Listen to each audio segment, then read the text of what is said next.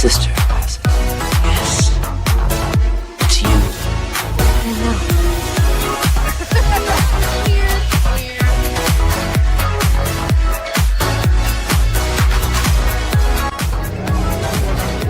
Wintertime here at Hogsmeade Village. Lieutenant Dane, Hello, Forrest. you got new legs. Titanium alloy.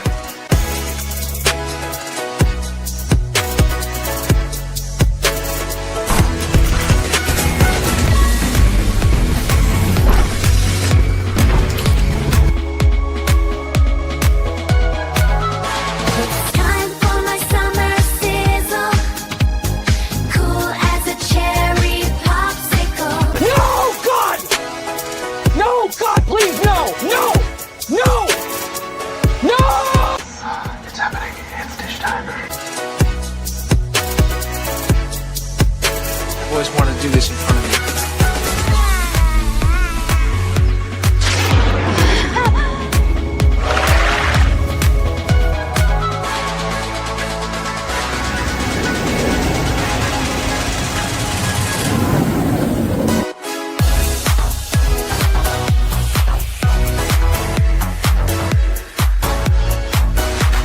Creating content that enlightens and lifts you up.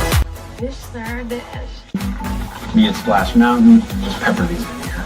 Hello everyone, this is Kermit the Frog reporting live from the final showing of Muppet Vision 3D.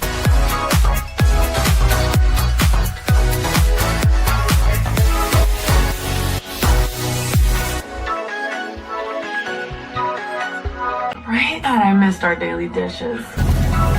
Yes, indeed.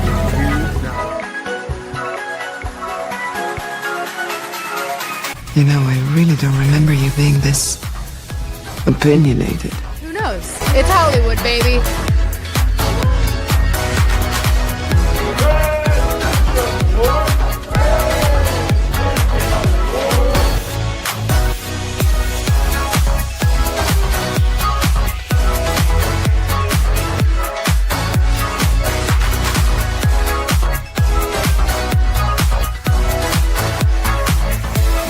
Ladies and gentlemen, it's time for the dish.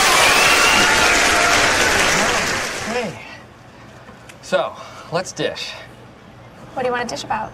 Anything you guys want, this is your time. Welcome back, Fun Fam. And if you're brand new to the channel, welcome in to follow the Bradley's Fun. My name is Ron, and I hope that wherever you are, you're having a phenomenal day, night, evening, middle of the night, middle of the day, breakfast time, I don't know. Whenever you may be watching, I hope that you are in good spirits and having a good time and maybe not suffering from allergies or anything else. Thank you guys for coming in. I know that it's a little bit different on the Wednesday night show. We lead into WDW Pro, and I think there's other things. There's a lot of other shows, I think, happening on Wednesday night. Valiant Renegade might be on right now. I don't check. So, but for those of you who have come here for our dish tonight, thank you so much for being here. And let's see, Andy W., I saw you. I'm going to get to that one in just a moment. Because it came in earlier on my other on the other stream. But let's see. Andrea's Posh Life. Andrea's Posh Life is here, 7537. Thank you for being here. Chief William Schweikert, I salute you. Wild Man of Yavin says, all right, I'm here for a little bit, then I'm going to bed. 3 a.m. comes early. Oh my gosh, 3 a.m. Woof. Yes, indeed it does. Hail Batman. Batman is still in the studio with me, so Batman says, hail back. Yes, indeed.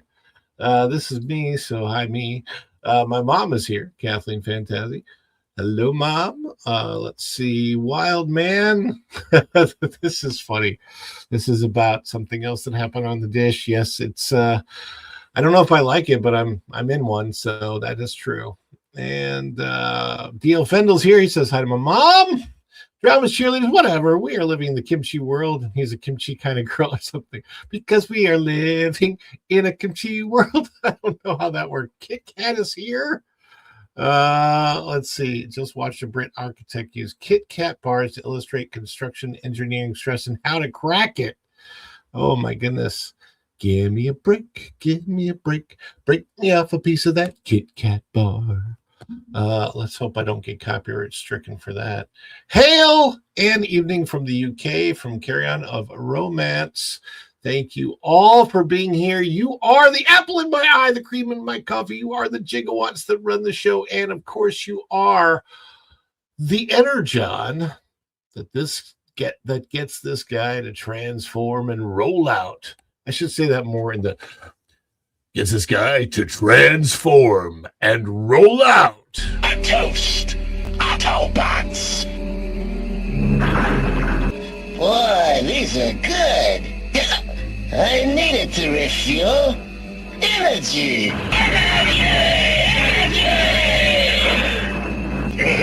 This stuff's the greatest!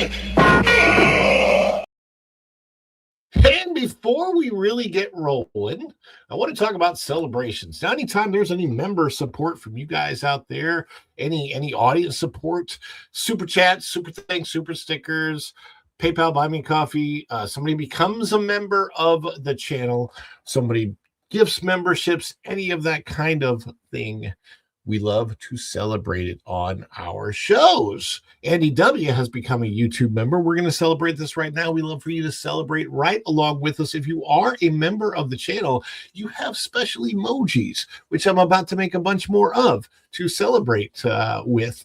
So we've got those member emojis, and if you're not a member, just drop any emojis, any fun emojis in the chat as we celebrate. Practice together. We're going to do it right now. We're going to celebrate Andy W. renewing her membership. Welcome to the Friendship Boat, Andy W. Everybody celebrate right along with us. Are you ready? Let's celebrate!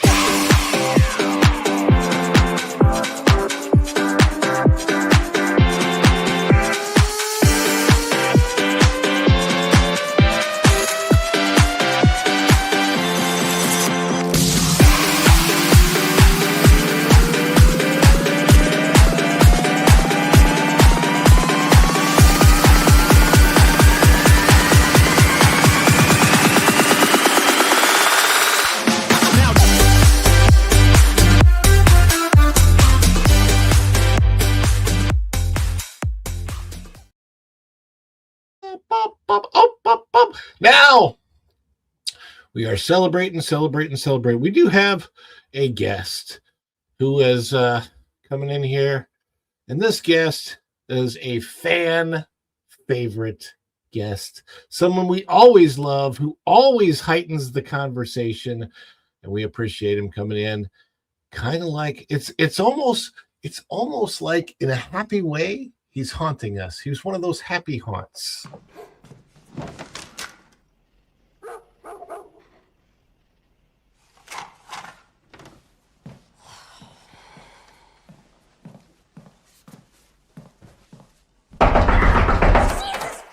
What? Who's there? Hello? In my case, there's never room for 1,000. I'm sorry. I'm just me. But good evening, everybody. Normally on Wednesdays, I kind of save my strength for the big show with Culture, but Culture's in migraine hell tonight. So there will be no Lou and you in the back lot tonight at 11, as there normally is. So come back next week, because we'll have even more stuff to talk about. But meanwhile, I'm happy to be here with Ron. And Ron, for various reasons, said to me, well, I don't know, my mood is a little off. And I said, I have a great joke. And he said, oh, then tell it right away. Share the joke. Really big show. Let's begin. Really big show tonight. Ladies and gentlemen, a really big show. Let me introduce the one and only LW Ghost. Oh, well, it's a clean joke, but I've been laughing at it for 2.5 days. My wife for a day and a half, because it's just funny, and it comes back and bites you. So, a construction boss hires 3 new men for his work site. an Irishman, a Scotsman, and a Chinese man. And he takes them out to the site and he shows them this 12-foot tall pile of rock and sand and rubble. He says, I need this moved over there to the other side of the yard. And I'm going to be away for 3 or 4 hours. So he turned to the Italian guy and says, you're going to be in charge of sweeping. And he turns to the Scottish guy and he says, you're going to be in charge of shoveling. And to the Chinese guy, he says, and you're going to be in charge of getting them all the supplies that they need. Okay, you're the supplies guy. They all nod. He goes away. He comes back 4 hours later and nothing's happened. And he's really angry. And he turns to me and says, well, what the, I left you. The Italian guy says, see, boss, I know, but you to sweep, I got to have the broom. And I went looking for the Chinese guy for the supplies and I couldn't find him anywhere. And the Scotsman says, and me too. I got a shovel. I have a shovel. And I could not find the Chinese guy anywhere. And he's really mad. And he starts walking around the pile. And suddenly from behind the pile jumps out the Chinese guy who yells, supplies. Supplies. That's funny. Supplies. So it's not really a dialect joke. It's a cross-cultural exploration. And God, it's just funny. It's just fun. I think so. And if you don't think so, well, trade yours in for one of mine. What can I say? But every time I watch that celebration thing and I see all those, like Darth Vader, the scourge of the universe, going disco boogie, it's so funny. It's so wrong somehow.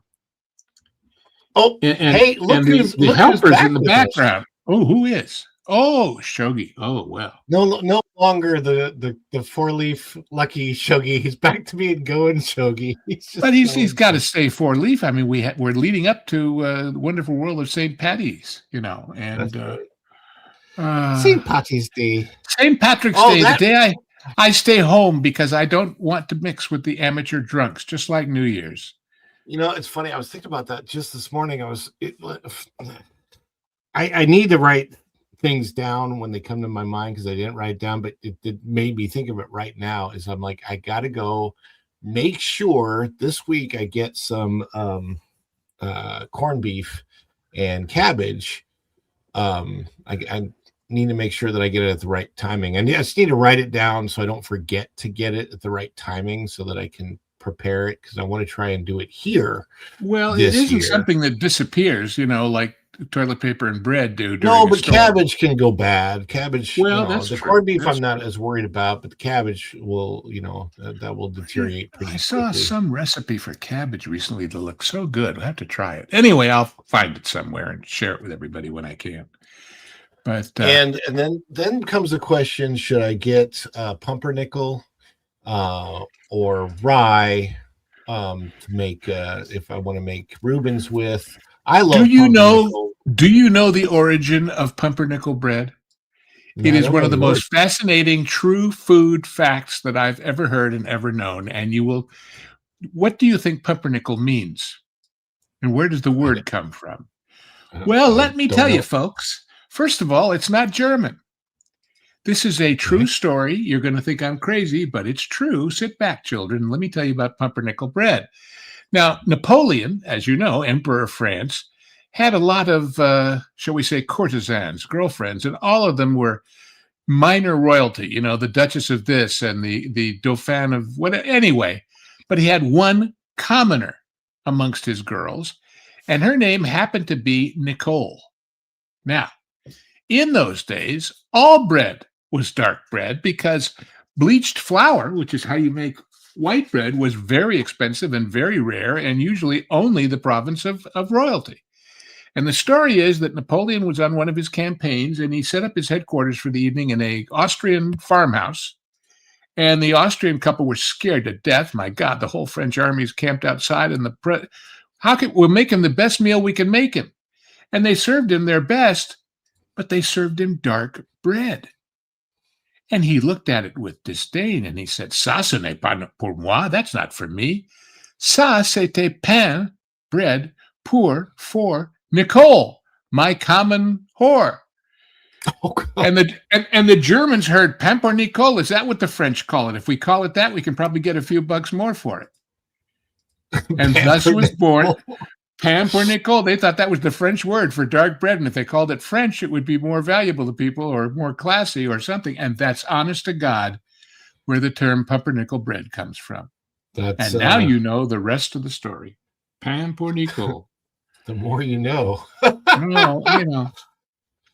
Well, I used to really like listening to the rest of the story.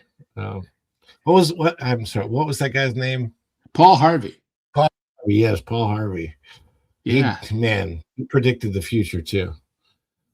He was quite a character. He really was, and he knew how to not just tell a story, but to make it. He was one of those guys who knew how to do his voice for radio. So, anyway, like Orson Welles and like others. I mean, I've told the story before, I think, but when I had my first cinema class in high school, no less.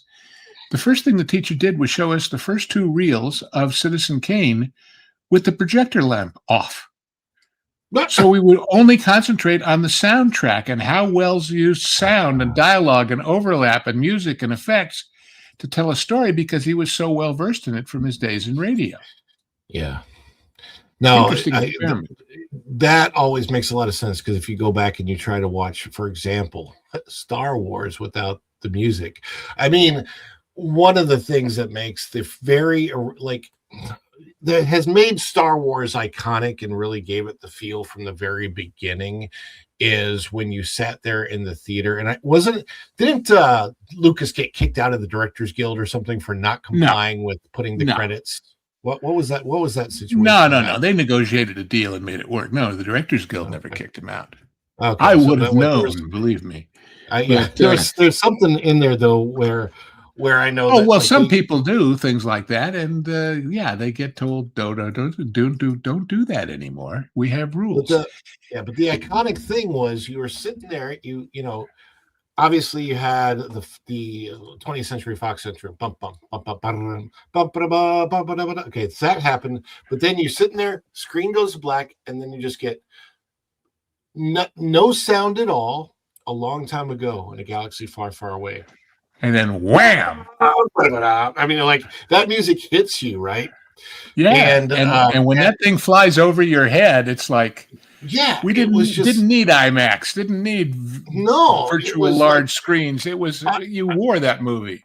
I think editing that very first, and you saw the crawl, and of course the crawl was reminiscent of what they had done in the past, but it hadn't been seen for decades, I think, at that point. And then the iconic shot, it was all music though. It was all like that. If you watch that and you have no sound to it, it does not hit you the same way. And all of the music, I think somebody posted online the celebration scene at the end where they're all walking in, and how boring that is if you just see them walk in with no music, because the whole scene is music. Yeah, well, it's a silent movie with music. I mean, some of the things, in LA, when I was a lad, there was this thing called the Silent Movie Theater. And they were famous for matching interesting music to the great silence. And granted, they showed a lot of the comedies and everybody enjoyed those. But I remember going to see a drama that was called The Last Performance with Conrad Veidt and Mary Pickford. And anyway, this movie, back in the silent days, they tinted it. All the night scenes were tinted blue. And I mean, and the guy who ran the theater was really good about picking songs or music to go with it. And he picked a symphony by a guy named Kalinikov, Symphony No. 2. And God, every time I hear that piece of music, I think of that movie because it worked perfectly, So what can I say? There's things that just match and just work and just sing to each other, Sound. One of the most uncomfortable things on the internet is Big Bang Theory with the laughing room. That's pretty funny. Well, one of the things we've done on Genre Guys, I forget which movie. I think it was Battle of Britain. Somebody did a whole score and they decided they didn't like it. And they got somebody else to do a score, and that's the one they used. Well, we found both, and you could hear how different they were and yet how they worked. Oh, wow. The other one was for Frenzy, the Hitchcock movie. 2 totally complete scores were done, and by good people, but one was deemed wanting. So mean, it's one thing What to is say, that? well, after that a week, we got to recast an actor, but it's another thing to rescore the whole movie, you know. What's that sound when the knife is coming down? It's a re, like, Oh and to yeah, think well, of, that was of course all the scoring. I mean, you know, but that the, famous sound, like if you don't have that, it totally changes how that feels when somebody shoots with a knife. Like it's an interesting yeah, thing to think yeah, is yeah. sound. It's one of the things that I miss most about Hollywood studios, the park, and I think they probably did this at Universal Studios. Maybe they still do in Hollywood, but they used to have a whole thing that you would go to, where the show was about Foley artists and the noise and making it, Yes, and how yes. they would add sound. And you would go to the show and they would show you how they do it, and they like all the different sounds and how how Yep. they flap the big piece of metal and that makes thunder noise and all that kind of stuff. And I mean, I'm assuming that so much of that has been digitized that they probably lost that art form to a degree. But it was, I feel like, because of, especially with AI coming in, I just feel like it would really benefit the studios based parks, whether it's Hollywood or Universal, Disney or Universal. I just feel like it would benefit them to go back to the format of maybe not showing people exactly how movies are made today, but showing them how movies used to be made. I think people are interested in that and seeing that history. And the backlot tour at Hollywood Studios, where the time I went on the backlot tour, and I know it changed over the decades, but the first thing you do is you would go to a demonstration where they were doing a water scene, and they would pull somebody in from the audience and get them all wet, and they would show how they did that. Yeah.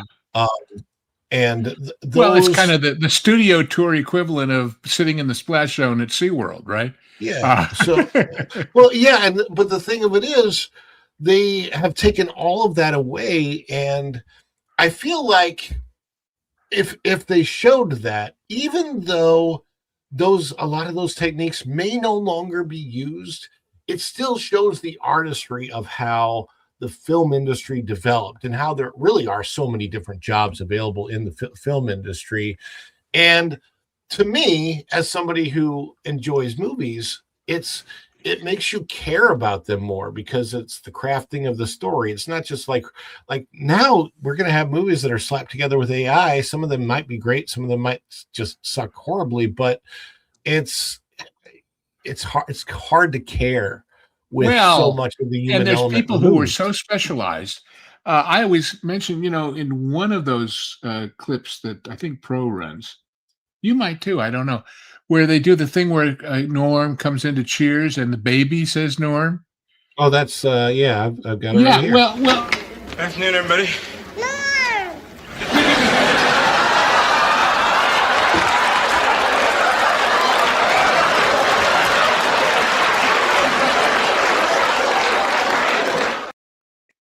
All right, now the guy that does that, there's this guy. I mean, there was in the day. I don't know if he's still alive, who did nothing but baby noises and sounds and voices. He would do all the coochie coo noises and the crying noises and the spitting up noises. He's about a 50-something-year-old guy standing in front of a microphone, but that was his specialty. And when you had a baby thing, you called him in, So people got very good at little things that were done often and had a career, in spite of not being famous.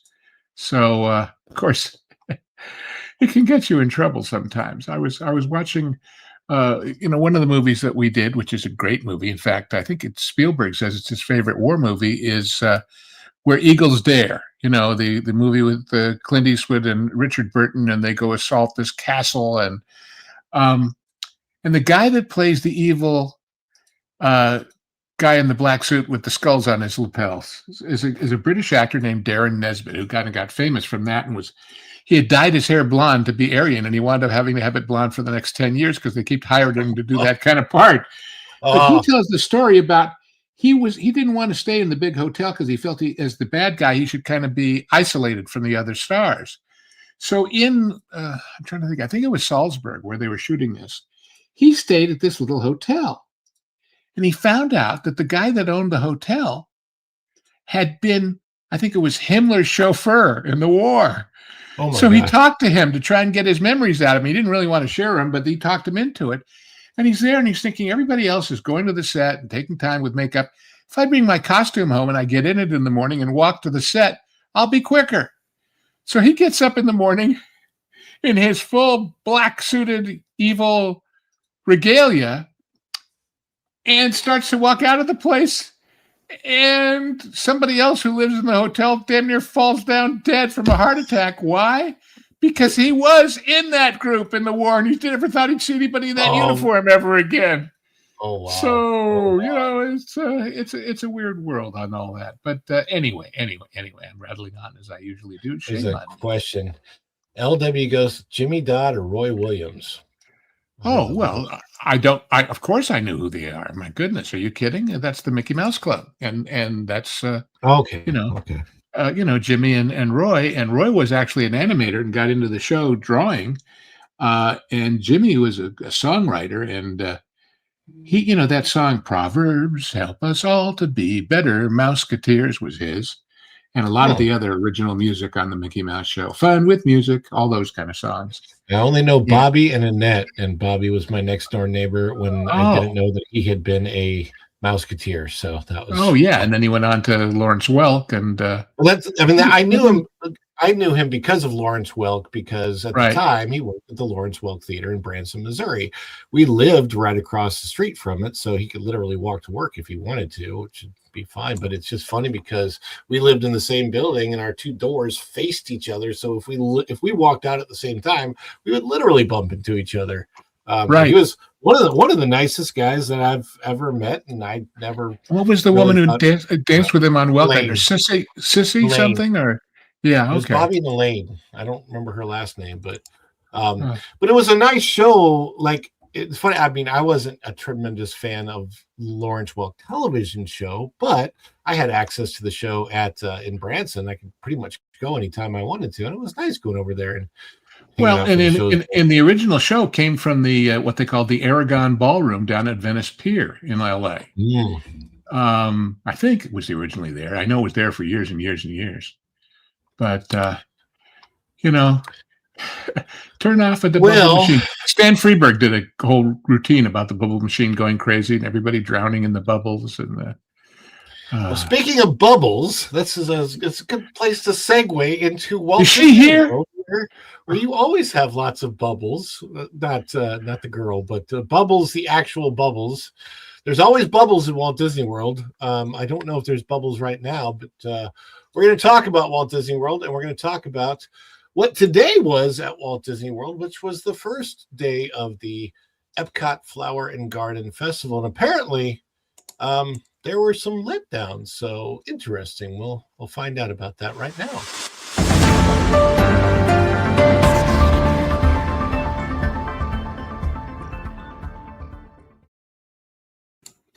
This story comes to us out of WDW News Today.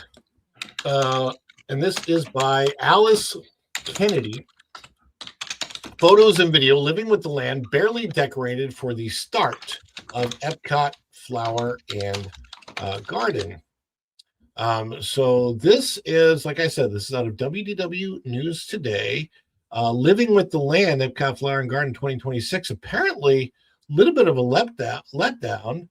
And it says right here, the greenhouses of Living with the Land are barely decorated for the start of 2026 Epcot International Flower and Garden Festival. Living with the Land Flower and Garden Festival displays. I am going to say I have a feeling this might be because of the freeze that we had, and they probably are short of some things that might have been in the preparation stage for that. Let's see what the story says. Soon after their boat enters the first greenhouses, guests will see an archway covered in pink, purple, orange, and white flowers, different varieties. The large breadfruit tree is still gone. Pots are filled with various plants, flowers surrounding it. Around the corner, these tables are laid with potted flowers and honey box, tin, watering can, fountain, and other potted plants are scattered throughout the scene. It looks pretty much kind of like it looks pretty normal. bare, doesn't it? It's not very exciting. That's true. And Dan's Life with the Kingdom actually sent me some photos, and so let me show you the photos that Dan's Life with the Kingdom sent in. These photos all courtesy of Dan's Life with the Kingdom. I don't know if he's in the chat. He might still be out there. Well, anyhow, these are pictures he took. So there's that flower circle thing. Let's see, not much there in front of the edible flower. I don't even know if there's edible flower to eat. Yeah, what is that white thing? I mean, it looks like a foam. That's a chair. Oh, all right. It's like a garden chair. I see. I get it. Type thing. So complete. All you add is beer. Yeah, and then there's and a game on the screen, but there's just usually a lot more displays. Yeah, it's kind of barren, isn't it? And especially, with the fact that this is flower and garden. I mean, this is the time of year to showcase. Now, well, it would be interesting. I've done it a few times, and I wouldn't do it again. Not that it's bad, but because I've done it a few times. But to take the walkthrough tour, what do they call it? And ask them, why is it all so sparse this year? Is it because of the weather we've been having? So, I know I was there once in like late January. And I'm standing up at the monorail station at the Transportation and Ticket Center, kibitzing with this kid who's, they haven't started yet. They're waiting for the trains to come in. And he said his father worked in horticulture for the parks. And he mentioned that the previous week they'd had a freeze and lost $2.5 million worth of plants just at Epcot. Wow. But they had them all replaced within 3 days. So whether they are that attentive or willing to spend that kind of money anymore is anybody's guess, because this was probably in the middle 90s sometime. So, and I was out at Volcano Bay the other day. It was a great day, but so many of the palm trees are just dead. They've lost their leaves. Some of the succulents plants that they have outside, there's just things there that are supposed to be green that are completely brown. The tree that we have, there's a couple trees that we have in our backyard, basically, and they started to sprout in January, and now they're dead now, and they still have it. I'm not sure if they even know when to come back or whatever. It's kind of weird, but they're nothing's happening with them, and they usually get very, very full in the summertime. So we're going to see what happens with those. Let's see. This says I think a tree at Disneyland fell on somebody when it snapped in the cold or the wet or the rain or whatever. But anyway, yeah, saw that about 2 weeks ago, I think. So towards the end, guests will see a third and final display with a white chair. There's what you were talking about. The white chair sits low to the ground. Next to it, a side table with a pitcher of lemonade, a glass filled with beverage, pot of flowers. More vegetation is placed in a vertical display behind it. This display is meant to look like a gardener taking a break after tending to their nearby garden. To me, well, there's an excuse. An Asian man garden's on break, man. Surprise! Well, that's the old joke about the guy who goes to see the picture in the art gallery and it's all plain white.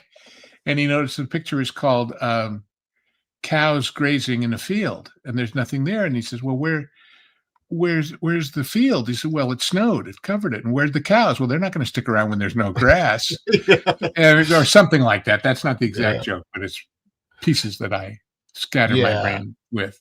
Let's see. But there's an excuse for everything. Well, the other place in the world where they go nuts with redoing gardens is the greenhouse at Bellagio in Las Vegas. Oh, yeah. And they've got a huge backstage facility for growing the next season's decorations, so.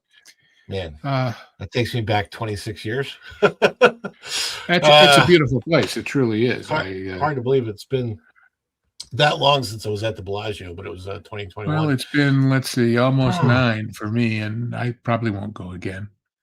It says we hope more will be added to this attraction. Let's see, and that's kind of all they have there at WDWNT. But it is sad. I think What Go and Shogi said. So sad. So many plants just absolutely trashed.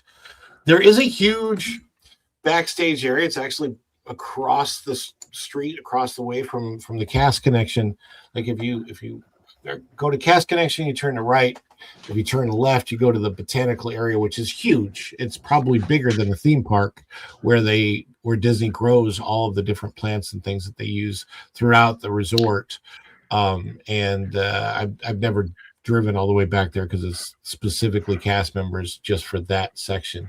Howdy, Nathan. Hello. But I wonder how much they were able to protect the plants back there. This year was so unusual because it wasn't just one freeze. It was 3 freezes all spaced apart. Like by 2 weeks, it would freeze, thaw, freeze. And right. Yeah. But of course, it's all about exactly where you are and where it's moving through. Florida is also relatively flat, that pretty much if it happens, everybody gets it. But here where I am up in the southeast Tennessee, we find there are little pockets where, because the way the Cumberland Plateau is arranged and the way the mountains are, Signal Mountain and Lookout Mountain, you can be in a kind of a little hole where all the weather goes around you. You watch it on the map. You see, oh my God, look at the rain. And you look out your window and it's not happening because it gets sheltered. It's funny too about ecosystems. The first time I ever came across the Smokies from the Carolinas to Tennessee, everything on the side that's downhill to the Atlantic is soft and rounded, and it's it's what they did to Tiana's. You know what I mean? It's all very, very round and soft. And the minute you get to the divide, to the Tennessee side, suddenly it's all sharp edges and points and rough, because that's the way the weather works. It either goes down to the sea one side or it's bang up against it, hitting it on this side. But that was the first time I saw a bear in the wild. That was fun. We look out the window and my God, there's 3 bears.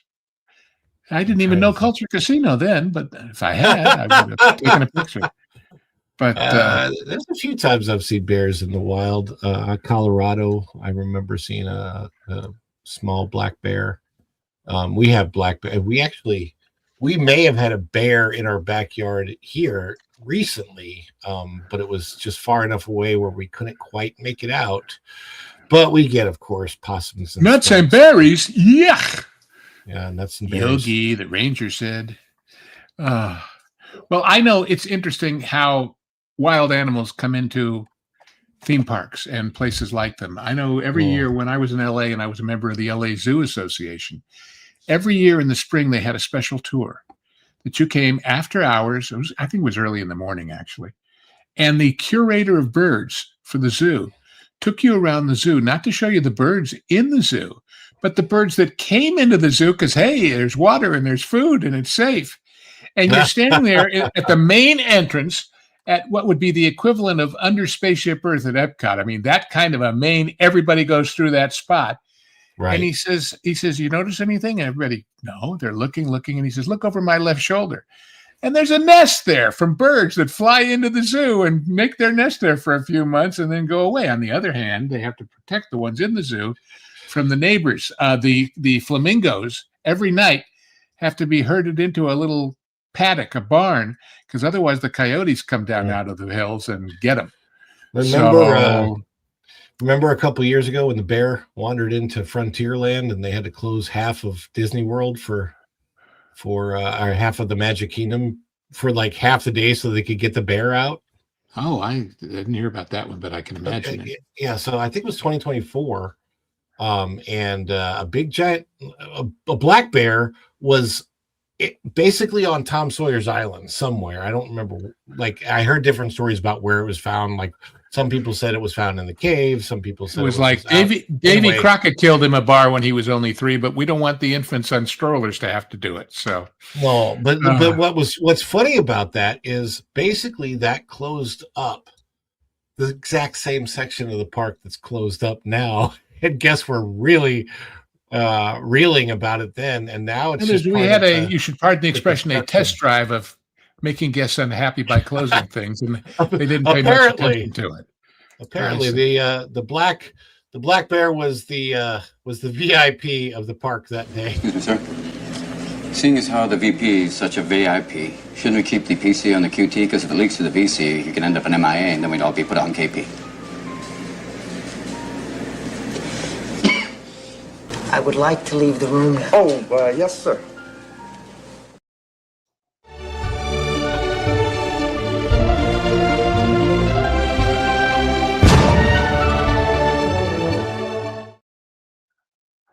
Nathan 7478. This one's for you. Thank you, Lou. Nathan. Power to the 199. Always enjoy Lou's insights as an industry escapee.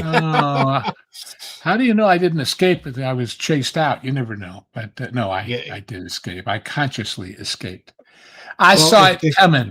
And I don't mean the industry, but the whole California thing, which was my native land, second generation LA. And I understood it probably as well as anybody in that position, but it wasn't ever going to be the same. In fact, I think I've told this, when we drove across the state line on our way here into Arizona, I turned to my wife and I said, you know, honey, I said, California's given me some of the best years of its life, and I've given it some of the best years of my life. But I've got some best years left. California, not so much. Bye. And it's really funny when you go across the country. At the California border, you see all these signs, fine for this, fine for that, beware of this, don't do that. I mean, there's 10 of them when you come out of Vegas even into California. And then you go into Arizona and it tells you to, drive carefully, Grand Canyon State or something like that. Then you get to Texas and it says, drive friendly, the Texas way. The whole attitude changes. I thought it said, don't mess with Texas. No. That's the subtext. That's when you say friendly, the Texas way, it's kind of a bless your heart for Texans, right? Yeah. Hey, I don't know if you saw this, but I believe, if I'm not incorrect about this, I think that Texas might have gotten rid of the one Crockett who was definitely not as good as David. That's true. Crockett. That's true. She's history, and people are getting rid of things all over. Did you see Alaska voted out? They're going to go daylight saving time all year long. We need to do that here in Florida. We keep toying with the idea, and I don't know why we haven't done it here yet. But and I've heard there's talk even in Washington D.C. that they want to maybe get rid of it for the country because it's coming soon, isn't it? It's sooner this year. The transition back. I think it's like this weekend. Is it this weekend? Wow. Yeah. Yes. Yeah. Because it always bothered me that for many years it transitioned the weekend before Halloween, the other way. Mm-hmm. And I thought you have all these little kids out in the dark, and so what you're going to do is make everybody who's not used to driving in the dark at that hour. It seemed like a recipe for disaster. But I never heard any problems with it, but it scared me. But well, interestingly enough, I wish I don't like the spring transition because we lose an hour of sleep. In the fall, we gain an hour of sleep. I wish there was a way that we could gain like 10 hours of sleep by only moving the 1 hour. Just because I'd really like do what I did, retire. Oh, there you go. Hey. I would love to, but not quite. But no less a philosopher than Nietzsche said, sleep is no easy thing. To do it, you have to stay up all day. So that's true. Well, what is an easy thing is to celebrate this super chat from Nathan. Everybody, Nathan. Get ready. And I'm glad you got out. I hope sooner rather than later. Yeah. Well, I don't know. He's Doc Holliday, so he is Avatar. Doc Holliday. Yes, Doc Holliday? My wife is from Doc. I don't know if that's Doc. It looks of that era. I think it's Val Kilmer. Oh, I guess so. My wife is from Doc's hometown, Griffin, Georgia. Oh wow! And I have been to the home of Daniel Boone, but that's all I can tell you. But that was a field trip of ours when I was a kid. Was going to Daniel Boone's homestead when it's outside St. Louis somewhere. And then I also been to Mark Twain's home up, northern part of Missouri. Fun stuff. But let's celebrate. Is it too much? Too much? It's a birthday! Oh, this is just the best of us seen.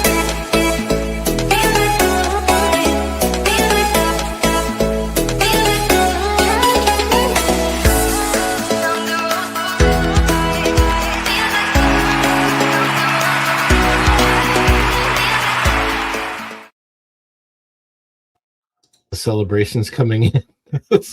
My StreamYard's a little bit slower. But thank you so much for the support there, Nathan. We appreciate that coming in. And I do believe we have a second story ready to go on the docket.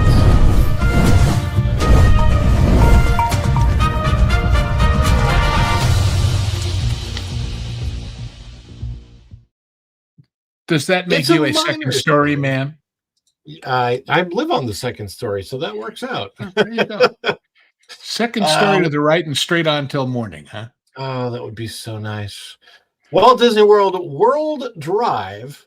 You have to say that twice. Walt Disney World World Drive North. World Drive. And it's funny because the picture is from like 7 years ago.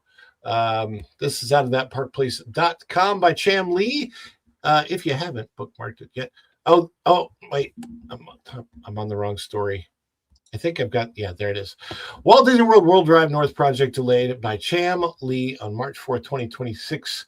Walt Disney World, where dreams come true. That was a sign from the year of a million dreams that lasted for about a decade.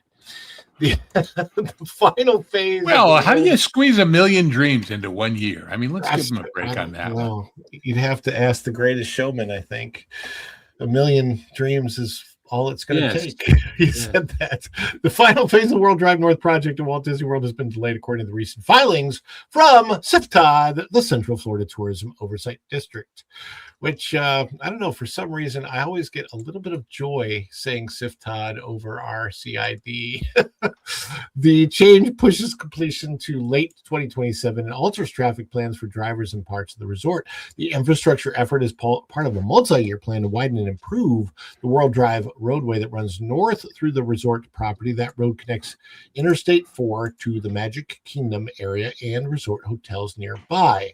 According to official district documents, World Drive North Phase 3 segment was originally scheduled to finish by September 30th of this year, 2026. The new end date listed in February board filings is December 21st, 2027, 15 months later than expected. This is for a road. So when we're talking about upcoming park projects, just think of what that can mean for those types of delays. The delay, the district officials said several factors contributed to the extended timeline. The Central Florida Tourism Oversight District, CFTOD, stated funding availability required the construction to be split into two separate phases. This then, quote, significantly extended the total project duration, end quote. And I'm wondering if this is also affecting the Floridian Way change and expansion. I saw that the other day as I was on the monorail. It says, here it is, the scope of Phase 3 covers extending a 4-lane divided section of World Drive and replacing the existing Floridian Way from south of Seven Seas Drive to north of Maple Road. Included in the work are 3 roundabouts, a new bridge structure, and the relocation of a portion of Seven Seas Drive. It's pretty big. So for those of you that don't know, this all surrounds the Magic Kingdom, and that's one of the reasons why it's so important, is because that's the flagship park, not just of Walt Disney World, but of all of the Walt Disney Company. All the parks in the world, Magic Kingdom is the flagship park. Should be Disneyland, but Walt Disney World draws more of an international crowd. Utility and sequencing challenges also played a role. The district's filing notes that utility relocations and mid-construction additions, such as a new force main, required adjustments to plans that pushed back earlier projections. In addition, expanded work at the entrance of Disney's Grand Floridian Resort and Spa extended the project's timeline beyond initial expectations. The filing did not detail the specific nature of those changes, but project documents show the work impacted staging and sequencing of adjacent road construction. Now, this all of these roads, too, the roads that they're talking about, are the roads that go behind the Magic Kingdom to where they're staging everything for Villains Land and Piston Peak, the Cars project. So I can't help but call it Piston Peak because that's what I think of it as. But anyhow, it's this. In other words, my point is this road has a tremendous impact on what's happening over at the Magic Kingdom. When it comes to Villains Land, this is how everything comes in. Everything that they're going to need for Villains Land, everything that they're going to need for Cars, all has to come in through this road. They have no other choice. And it's being worked on. And it's going to cause delays. It's from what I saw from the monorail the other day as I was going by the Grand Floridian, it looks very complex, and it's kind of a surprise. The other thing that goes along that road are the fireworks that they set up. So I'm really curious to know if this is going to affect any of the fireworks for the shows that they have for Halloween or for Christmas when they do what they call perimeter fireworks. Have you ever seen those, Lou, when they do the perimeter fireworks? Yeah. And it also makes me wonder if, just like with the previous story, this has been delayed because of the cold weather, because they couldn't do it during those freezes and the subsequent slush and mush of melting ice or snow or whatever. So, the weather. This is a whole new concept for an Angelino, weather. I know, right? Traffic control near the construction zone remains active. Roundabout near the new entrance of Disney's Polynesian Village Resort has opened for. Is that the one that was blocking off access to what's it called? Shades of Gray or Green or whatever? Shades of Green. Right. Yeah. Is that the road that they were closing? Yeah, it is, and they've still blocked that. It's really funny because. So my Shades of Green story, and this is interesting, during the closures for the big thing that happened in 2020, there was one thing that never closed at Walt Disney World, and that was I think it was just the one that they kept open, the Oak Trail Golf Course. That golf course is the golf course that sits adjacent to Shades of Green. So to go back to it, you have to take all these same roads that we're talking about back there, go in front of the Magic Kingdom, and then you go back to Shades of Green. You turn in left like you're going into Shades of Green, and then there's a driveway off to the right that goes to the Oak Trail Golf Course parking lot. There were two things that you could do active, and for some reason I guess they still closed the mini golf courses, but you could still go golfing, and they had foot golf, which apparently is I wanted to do. I never did it, but apparently it's a form of golf that you can do with it's like kickball but golf. Yeah, but nowhere near the distances of real golf, I imagine, or you'd be kicking all day, wouldn't you? I don't know. Yeah, I don't know how they called it foot golf. I've always wanted to do it, but I was never able to do it. But we did. Do you go wear back special shoes, or do you? I don't know. I don't know.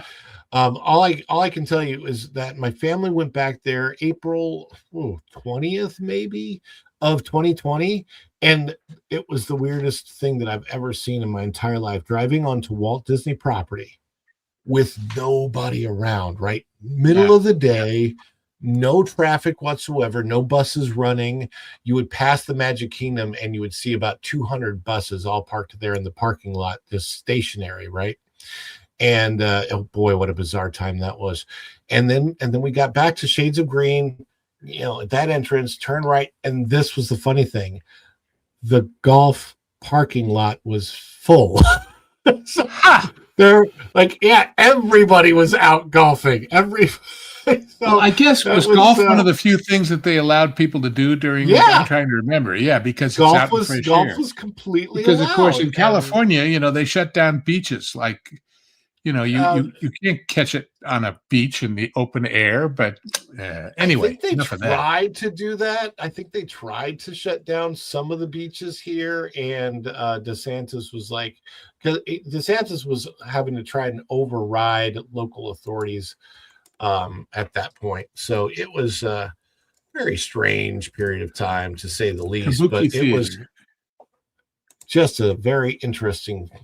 Definitely an interesting thing to see. I'm trying to see if I can dig up pictures that we took that day. Let's see. I think it was in April. I'm hoping. If it was in April, I should be able to find them. There's a flag. Crowded beaches in Arizona. Trying to see the different reports. Well, I mean, Lake Powell goes on for 250 miles, and it's totally man-made, but there isn't really any, very little beach, because it's all straight up and down with the buttes and the cliffs and all of that. But so you can have a beach in Arizona, Lake Havasu, I guess. But this is a picture that I took that day, and you can see there's like nobody around, and then there was us at the backside. I recognize them people. Yeah, that's my son and beautiful wife, and we, as you can see, this is the backside of Shades of Green. Nobody is there, and there's a Mickey Mouse golf cart behind us, and it was just empty. It was such a strange period of time. But but it was. Well, I remember when I was a kid growing up in an area called Baldwin Hills in L.A. We had this massive dam burst, a big earthen dam, and flood everything. And everything was covered in about 3 feet of mud. And when we first let you back in, you had to park at what was called White Front, a big, kind of a Costco kind of store, and walk in. And it was through this mud, and there was nobody. And the only people driving around were the fire department and the police. And man, that was like the day after the atom bomb. It was so empty. And people, once they started letting people in, people went to equipment yards elsewhere in town and rented skip loaders. And for like $25, they'd scrape the mud off your lawn or things like that, because everybody was covered in this mud. But that kind of end of the world stuff. Or 9/11. We were living in a house in Burbank up on the hill above Burbank Airport. And when they brought all those planes down for 9/11, and it looked like it was the Burbank Airport, but it looked like one of those places out in the Mojave where they store all the mothballed planes. There were so many planes. Oh, yeah. And the total absence of noise and anything else, that was pretty weird. Of course, there was a lot bigger stuff to be weirded out by in those days, but still. Well, with all this construction that's going on around the Magic Kingdom, you've got Villains Lane, you got Piston Peak, you got the road behind it. That this is behind Grand Floridian. They're putting apparently another new cast member parking lot back there. They didn't really mention this in the article, but part of me wonders if maybe one of the reasons that it got delayed is because they didn't have the right Imagineers, and they weren't using the correct shape language. And so what we've tried to do is really bring that shape language from the architecture. But what we love to talk about at WDI is shape language. And we often refer to shape language. There's such iconic shape language in Spaceship Reverie Attraction. We really wanted to make sure that we fused to that throughout the space. Shape language. Shape language. Yes, indeed. Well, we have one more story to get to, and I'm going to put this on the screen. And this is one that, oddly enough, it's not really. Wait. Before we do, Chief William Schweikert has a joke. Joke for LW Ghost. Haven't you ever drawn a nice big fat celery? I never drew a fat celery, but I once sketched a skinny tomato. Abbott and Costello radio. Abbott and Costello. They were so great. They were so wonderful. That reminds me of a joke that I heard when I was a kid, where they're sitting in class. The teacher asked the class, Okay, class. We're doing our vocabulary words. Today's vocabulary words are coming from food and from vegetables. So please use the words lettuce, tomato, and ketchup in a sentence. And one of the bratty kids raised his hand and says, I got one. Hey, teacher, could you let us out of class early today? We'll catch up on our homework tomorrow. That's good. That's good. Well, actually, it's interesting. If you go to Hollywood Studios and you see the area that's trying to be like the farmer's market in LA with all the white wood and the covered awnings and stuff, the original farmer's market has a huge connection with Lou Costello. Lou Costello was absolutely broke, desperate, and the farmer's market in LA also had a minor league baseball field, the Gilmore Field. And he used to go at night and drag the three base bags and a home plate into the dugout, put them on the bench, and sleep there at night. He was so broke. And one day he went over to the market and he was looking so bad, one of the guys in the market gave him a pickle. And the next day he got his first big break in Hollywood, and he always called it his lucky pickle from the farmer's market. So there's a weird 6 degrees of separation to the farmer's market at Walt Disney World. Yeah, I know guys that talk about the lucky pickle, but it means something completely different. Well, those were simpler times. On the other hand, I bet it was a real dilly too. Yes, yeah, it was. And it was. There's a gherkin off joke here, but I'm not going to make it. Let's get on to the news.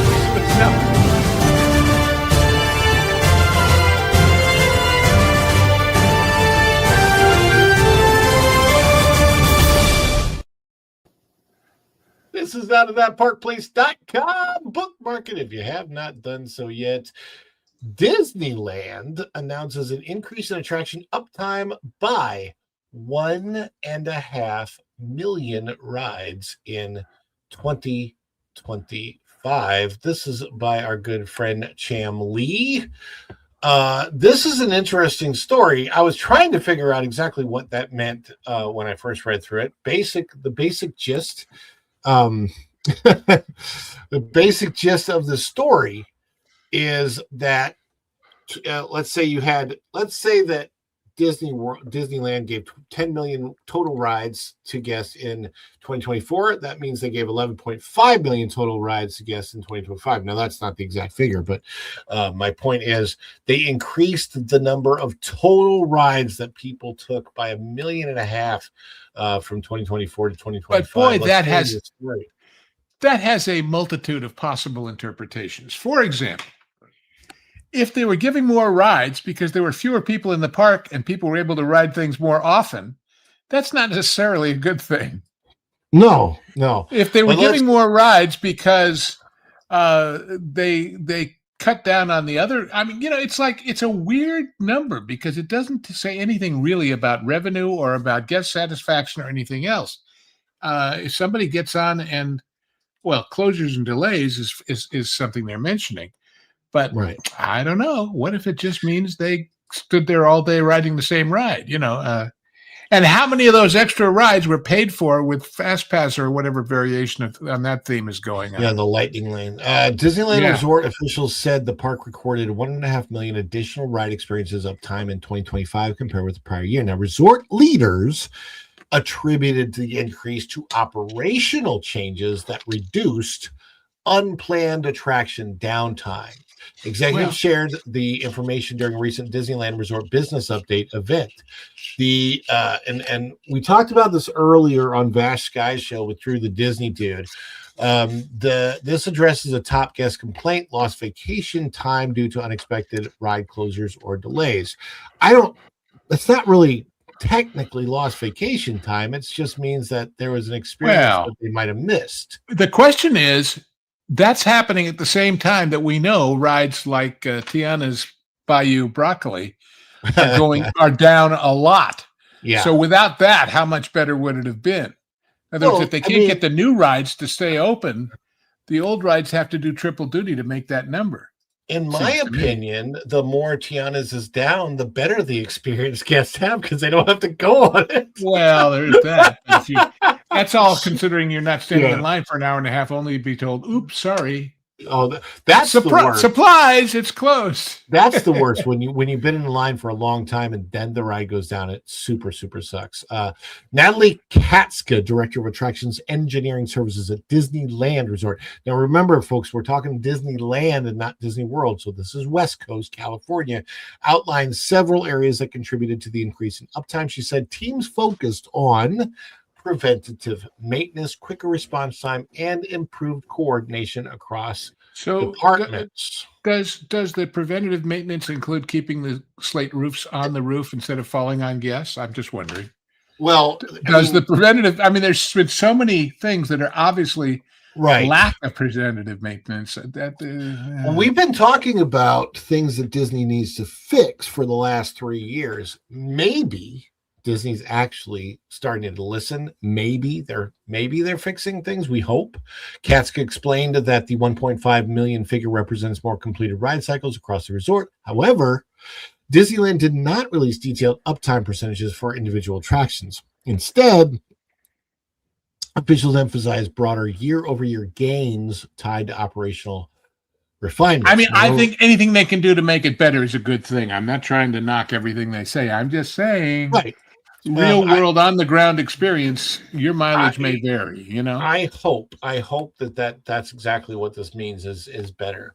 Moreover, leadership noted that downtime can result from technical issues, regulatory requirements, and guest-related safety concerns. My understanding is it's about 13 to 15% of downtime of rides is because of something guests did on the ride that stopped it. So whether that is what I like to call code V, because that's what we used to call it when I worked there, which would mean bodily extraction. Something that rhymes with ARF?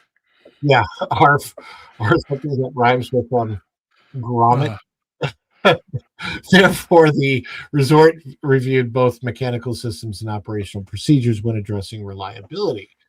Now, this is what we really want to get into is the operational priorities and maintenance adjustments. Resort officials said attraction maintenance generally falls into 3 categories: overnight safety work, scheduled unplanned downtime. During the update, leaders said that they expanded overnight maintenance windows to complete more preventative tasks outside of park hours. Hey, I recognize that Falcon ship. You and your fucking ship. I tell you what. In addition, teams reviewed parts management systems to ensure critical components remain readily available. Having necessary parts on hand helped reduce the length of certain closures. For example, Radiator Springs Racers operated with more vehicles available on most days late in 2025, which supported steadier operations during peak periods. However, availability of parts sometimes slows maintenance, as does the limited number of hours repairmen have overnight. However, I would say this: if you have more repairmen working, then you don't have to worry about that as much. And I think that they have still not replaced all of their staff for maintenance. And if they don't have the part, the people stand around saying, well, we need the part, and look at each other, and there's nothing they can do. And that's about planning in advance for wear and tear and what have you. So I don't know. It's an interesting number, and where it comes from, nobody knows really. Well, my big question is, while we have that information for Disneyland, curiously, I haven't seen anything about that for Disney World. It might be easier to come up with. Yeah.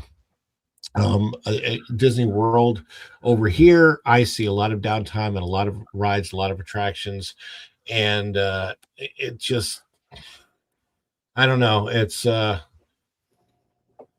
a lot more breaking parts at Disney than there is breaking news here. So, but we do have another super to get to.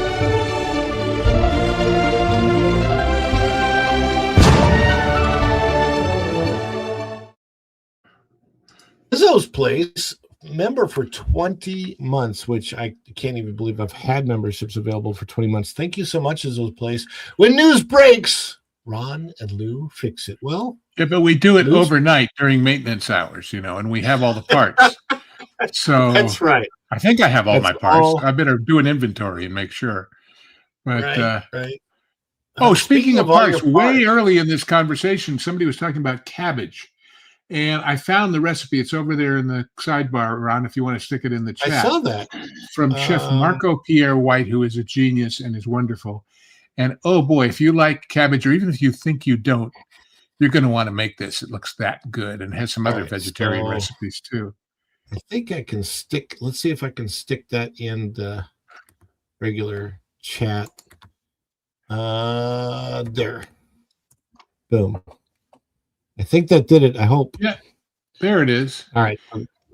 So you can go watch the cabbage recipe over there. But the other thing that you can go watch and read is Lou's views over on Patreon. Put a couple of new ones up this past week, and it's my place to talk about some of the things we talk about on these channels, but some of them that we don't, whether it's food or wine or politics, or it's showbiz, but what lessons from showbiz you can learn for yo-biz, if I can coin a phrase. But anyway, it's I try to keep it genuinely useful, or at least interesting, and people are responding, and I appreciate it. And if you haven't joined us up yet, what the heck? It's $5. Dump in, see what you think. And we also make a great gift, and there's a way to do that there too. So I don't know what the CW means in the middle of that, but anyway, it's Lou's views on Patreon. So I think the CW took over from the WB, if I remember correctly. Oh boy, that was an interesting time. CW started up mid-season, and so they get attention from being kind of a replacement in people's schedule to the shows they didn't like. And I asked the CW guy, I said, why don't you do this all the time? Why don't you make your season start in the off season? And they said, oh, well, our suppliers are used to doing it the other way, meaning the studios. And I thought, if you buy it, they will come, but people misidentify their point in the process sometimes. And CW did that quite a bit. I did a couple of shows for CW. Yes. CW. They were a super network. They were the network that hosts all the super shows like Flash and later. But when they started, they were doing your basic kind of not quite must-see TV sitcoms and stuff like that. So I did a few for them. As far as what we've got going on here, Follow the Bradley's Fun, there's a couple things based on super chat goals. Actually, we got a lot of new members, tons of new members yesterday. Thank you to blah blah. Congratulations. And when I say blah blah blah, that's actually the name that he uses for his @ on YouTube. So we've got to make new emojis. I've got to figure out what emojis that we might want to make and put a poll up for that.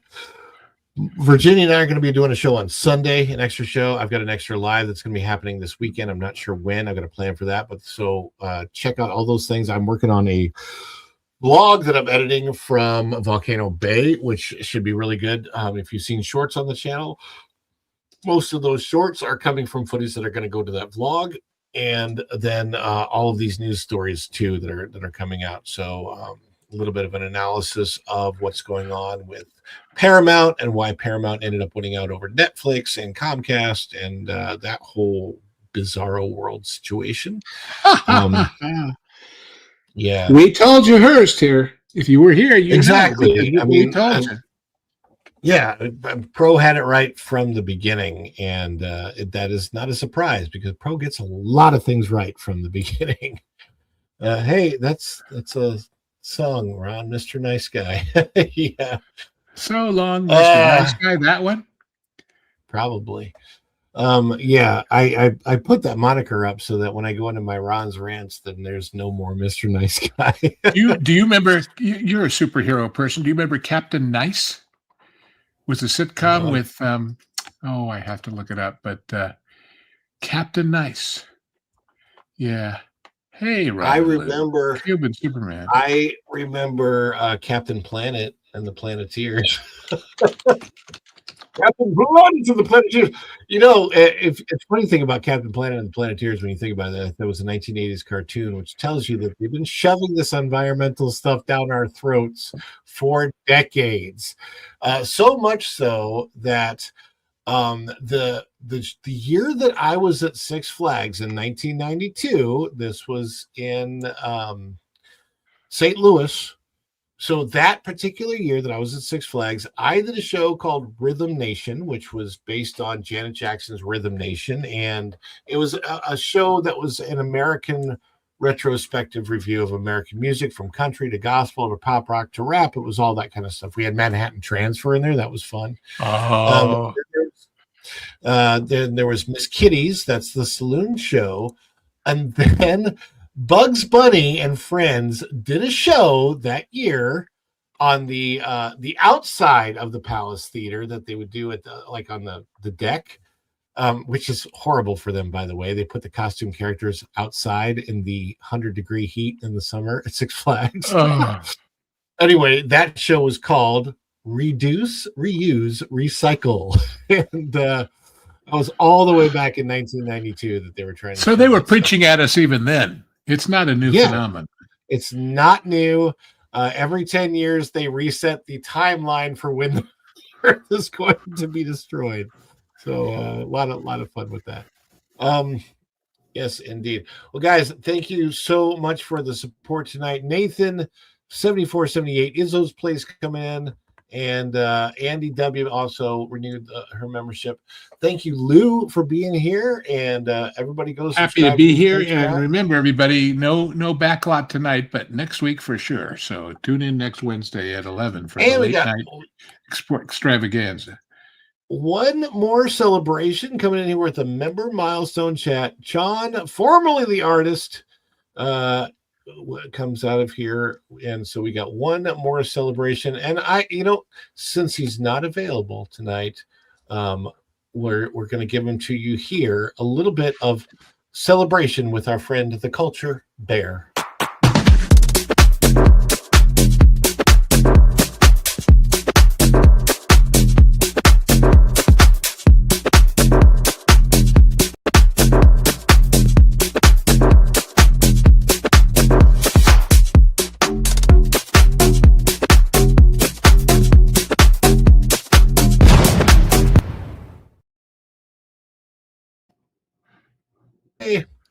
All right. Anyway, thank you so much for that. Thank you, Go and Shogi, for all your modding. Thank you, Lou, for coming in.